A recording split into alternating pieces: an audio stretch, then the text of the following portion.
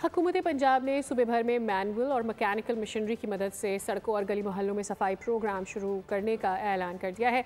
Punjab assembly में सुथरा Punjab programme के तहत खुसूसी नशस्त में स्पीकर पंजाब असम्बली और मेंबरान पंजाब असम्बली ने मुफीद मशवरे दिए हैं। वज़ीर बल्दियात ज़ीशान रफ़ीक कहते हैं कि 120 अरब रुपए की लागत से सुथरा पंजाब से सफाई के मसाइल हमेशा के लिए ख़त्म हो जाएंगे। तफसीलात फातिमा शराजी की रिपोर्ट में।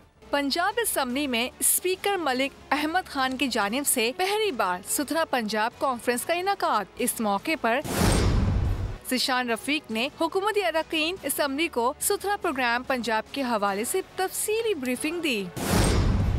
स्पीकर पंजाब असम्बली मलिक मोहम्मद अहमद खान ने वज़ीर बल्दियात ज़ीशान रफ़ीक को सुथरा पंजाब पर मुफीद मशवरे भी दिए। बोले, सुथरा पंजाब पर कॉम्प्लीमेंट्स कमीशन और सूबाई सतह पर मॉनिटरिंग सिस्टम बनाया जाए। दूसरी जानिब अपोजिशन अरकान ने सुथरा पंजाब कॉन्फ्रेंस का बाइकआउट किया। अपोजिशन लीडर अहमद खान बुछड़ का कहना था कि हमारे मुतालबात थे कि कॉन्फ्रेंस के बजाय एक दिन का इजलास बुलाया जाए जिस पे हम सफाई के हवाले से बात करते।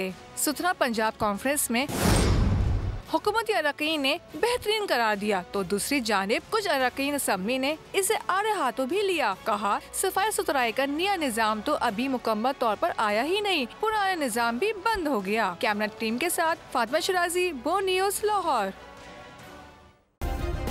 सब्सक्राइब करें और बेल दबाएं ताकि कोई खबर रह न जाए।